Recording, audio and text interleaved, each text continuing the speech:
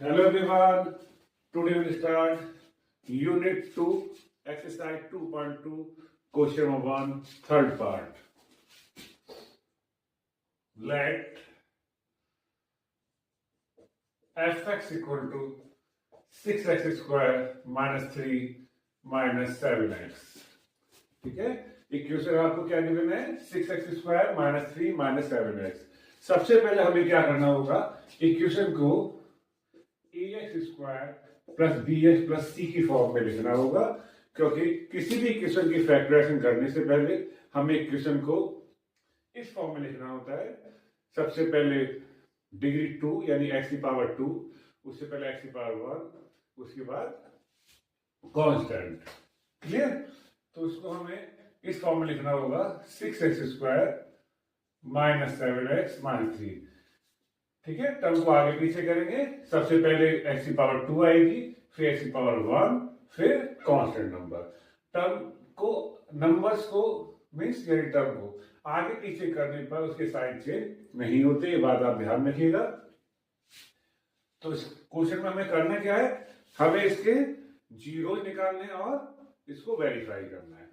तो जीरो निकालने के लिए हमको क्या करना होगा? इस प्रीलिमिनरी टर्म से इसके फैक्टर करने होंगे, जैसे आपको पता है और प्रीवियस वीडियो में मैंने आपको बताया था कैसे फैक्टर करते हैं. एक बार फिर देख लेते हैं. एक ऐसा टेबल जो मल्टीप्लाई करके 6 into 3 इक्वल टू 18 आए, यानी x का मल्टीपल यहां देखते हैं और कांस्टेंट नंबर इनकी मल्टीप्लाई करते हैं.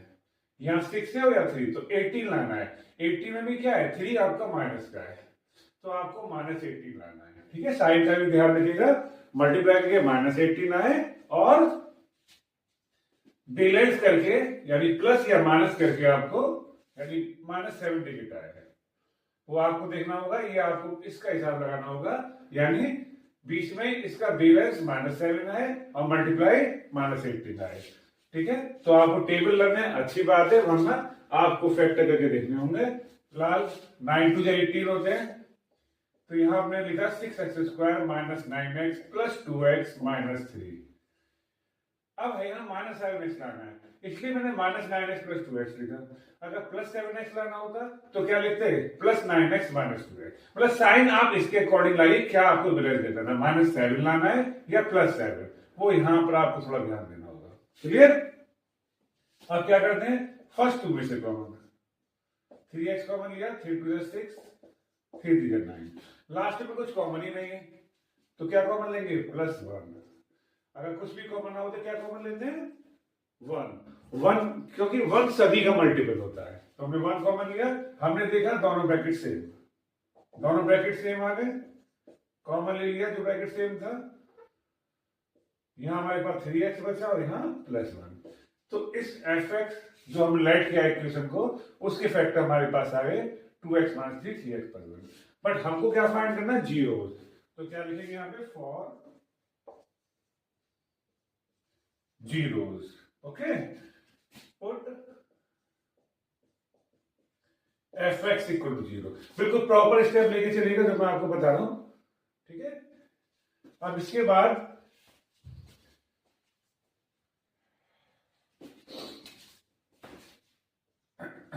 जो फैक्टर आए, fx क्या था? 2x माइनस 3 3x प्लस 1, जो हमने फाइंड आउट किए थे, इनको 0 के इक्वल रख दिया.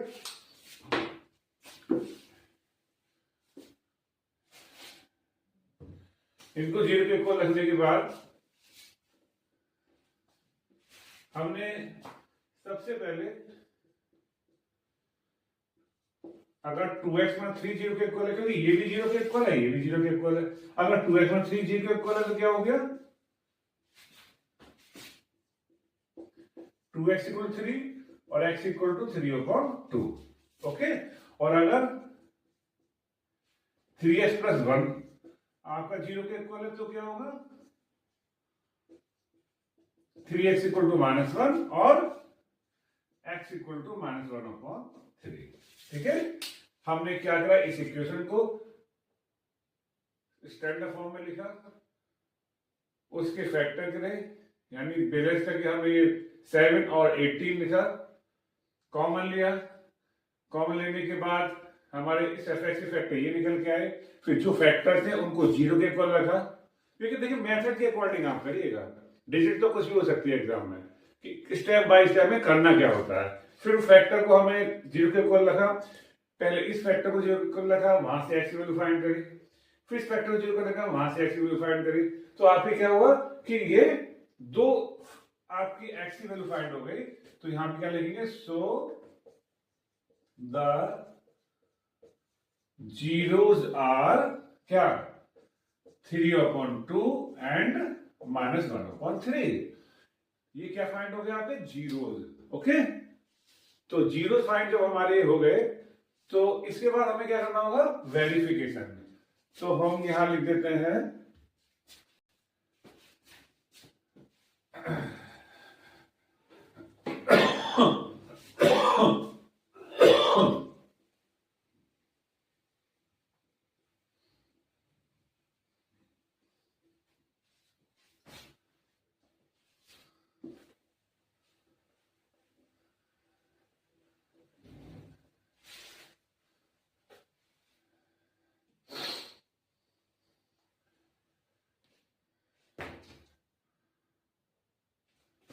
यहां हम लिखेंगे for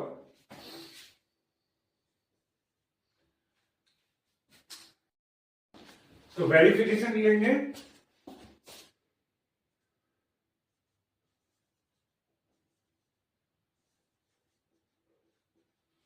verification.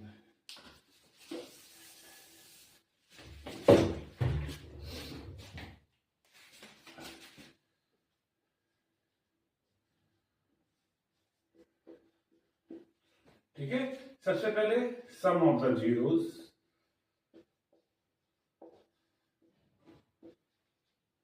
Equal to minus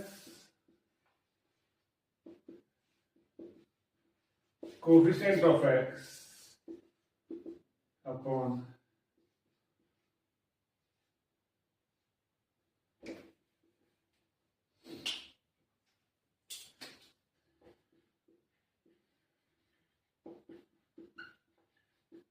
coefficient of x square. Clear? तो यहां जो हमें जीरोस आए थे फाइंड होके इस इक्वेशन के 3/2 -1/3, इसको हम लेट कर लेते हैं, लेट अल्फा इक्वल टू 3/2 और बीटा इक्वल टू -1/3। अब सम किसके का, जीरोस का। जीरोस क्या आपने लेट करें, अल्फा बीटा, तो यहां आ गया alpha plus beta equal to x का कोफिशिएंट क्या है, देखिए एक्स का कोफिशिएंट क्या है, -7। विच टाइम लीजिएगा, ध्यान रखना 7 नहीं -7। और एक्स का कोफिशिएंट क्या है, 6। ठीक, और अल्फा आपके पास 3/2, बीटा आपके पास -1/3। माइनस प्लस, ना लेफ्ट से राइट में कुछ जाएगा ना राइट से लेफ्ट में कुछ जाएगा, इस बात का ध्यान रखिएगा। 3 एल्सियम ले लीजिए, 3 एल्सियम नहीं, 3 2 6 एल्सियम आएगा यहाँ पर, 2 3 6 3 3 9, 3 2 6 प्लस माइनस माइनस, तो यहां पर 9 - 2 7 हो गया, तो 7/6 इक्वल टू 7/6। तो ये आपका सम ऑफ द जीरो के अकॉर्डिंग वेरिफिकेशन हो गया। क्लियर? तो हमने पहले आइडेंटिटी लिखी, आइडेंटिटी के बाद इसकी सिंबल के अकॉर्डिंग यहां वैल्यू पुट करी, minus coefficient of x upon coefficient of x square, इसके अकॉर्डिंग वैल्यू पुट करी, दोनों आंसर सेम दिखाए, हाफ वेरिफिकेशन। अब नेक्स्ट लिखिए चलते हैं,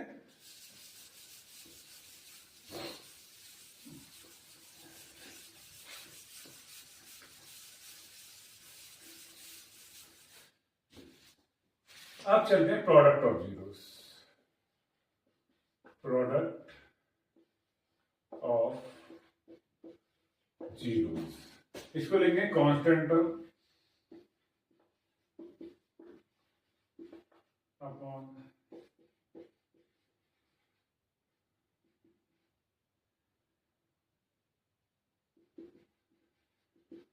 coefficient of x square. Product किसका, जीरोस का, और जीरोस आपने क्या लेट किया, अल्फा और बीटा, तो यह अल्फा इंटू बीटा लिखेंगे। कांस्टेंट टर्म क्या है, जिसमें एक्स नहीं है, यानी -3।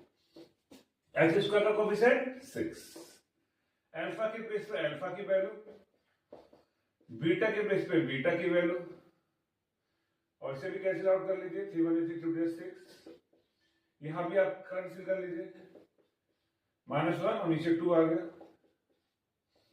और ध्यान देखिएगा ना, लेफ्ट से राइट में कुछ जाएगा ना, राइट से लेफ्ट में कुछ आएगा। और हमने देखा ये सिंबल के अकॉर्डिंग हमने वैल्यू पुट की और यहाँ फॉर्मूले के अकॉर्डिंग हमने वैल्यू पुट की, दोनों का हमें सेम दिखा है। इसका मतलब सम ऑफ द जीरोस को भी आने से सेम दिखा है, प्रोडक्ट जीरो के अकॉर्डिंग आने से सेम दिखा है।